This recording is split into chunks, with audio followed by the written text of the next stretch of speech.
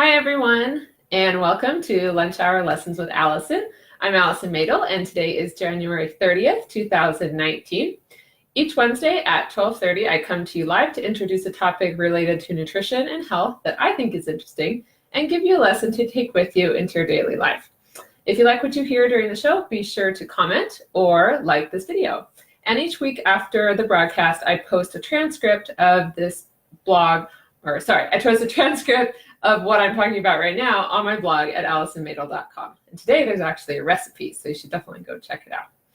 This week's lesson is There's More to Pickles, Part 2. So last week I talked about what fermentation is and how it's a different way to get a sour taste in food besides using vinegar. So let's talk about vinegar a little bit right now. The use of vinegar in preserving food came about in the industrial age in the 1800s, the 19th century, when industry started experimenting with ways to make vegetables a more shelf-stable product. And it's really easy to use vinegar to can vegetables because you assure that you get the same results every time, and it's good in a factory setting. Fermentation, on the other hand, is a wild and unpredictable ancient tradition.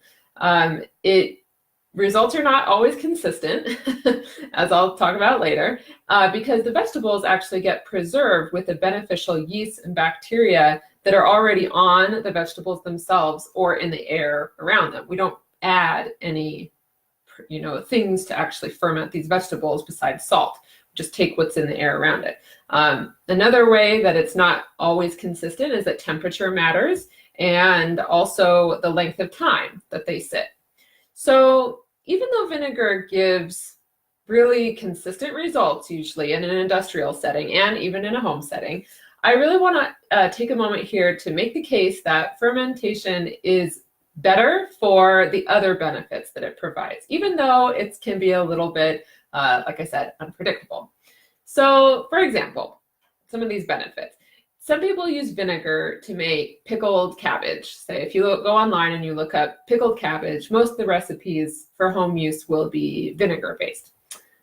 Or if you ferment cabbage to make raw sauerkraut, it's also going to make it sour.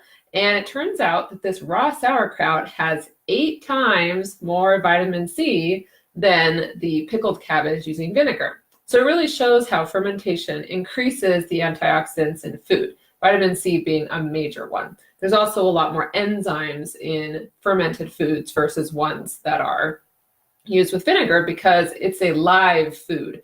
So they'll call it raw or alive, and you'll find it usually in the deli section, like I mentioned last time. So let's talk about how to make pickles the old-fashioned way using fermentation.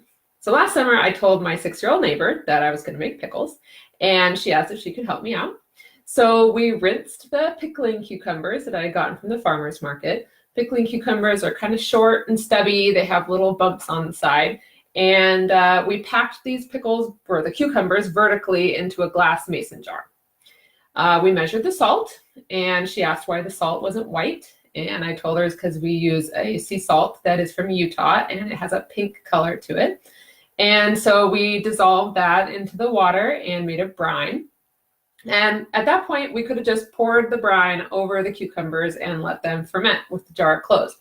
But I wanted to add a little flavor, so I found fresh dill, mustard seed, coriander seed, and peppercorns, and just poured those in on top of all that. They kind of fell to the bottom, but that's okay. Poured the brine in. And I also went out back to our garden. At the time it was July, and I found in the raspberry patch the raspberry leaves.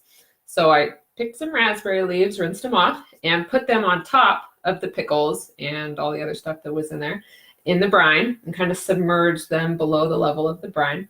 And the reason that I use raspberry leaves, you can also use oak leaves, grape leaves, or even black tea leaves, and they release tannins into the brine, and that gives the pickles a really snappy crunch. So sometimes people have issues with fermentation, their pickles being kind of mushy, but that's a great way to ensure that, is to put some of those types of leaves in it. So we closed the jar, let it sit on the counter to do its thing, which is basically all you do for fermenting vegetables. And I really wish I could tell you that they turned out amazing, but I'm being honest here, they didn't. I said that fermentation versus vinegar is a little unpredictable. So it turns out that it was a really hot couple weeks, and I let them sit for 2 full weeks on the counter, which is pretty standard, especially, if the room temperature in the house is about 65 degrees. 65, 70, 75 even, but it got pretty hot. And I opened up the jar, and when I tasted them, they were a little alcoholic tasting. That's basically what happens when they over ferment. They just went too far. So I had to throw them out, and I felt really bad telling my little neighbor that they didn't work, and she was disappointed. She keeps asking me to make them again, and so we're going to do it again. They're just the best in the summer when all the fresh ones are in the markets. But anyway, lesson learned, and that's how I knew that they had gone too far. But I do have a good story here. You know what did turn out amazing? The pickled green tomatoes. Yeah, I know, pickled green tomatoes. So in the fall, my husband and I harvested all the rest of the tomatoes that hadn't ripened over the summer. And so we had a bunch of little cherry tomatoes and little other tomatoes. We were starting to get frost at night, so we had to harvest those. And green tomatoes can be pickled in the same way as the cucumbers that I had done in the summer. So I chopped up the pickles into like cherry tomato size and added some jalapeno peppers, which we had grown in our garden, and put in the same salt brine and coriander, mustard seed, and garlic for flavor. And these came out really well. The picture in the blog that I have, on my website for this lesson has the picture of the ones that we fermented in the jars. And that was the day that we packed them. So they're very green. They turn kind of a darker green color as they start to ferment. So I included the recipe on that blog. It's not here anywhere. You have to go to AllisonMädl.com to find the recipe for the green tomatoes that we did. And that's all the time we have for today. Be sure to tell a friend this week's lunch hour lesson, which is fermentation is wild, unpredictable, and fun. That's fermentation is wild, unpredictable, and fun. Check out the weekend tip that comes out on Saturday, and I'll see you next week. Bye for now.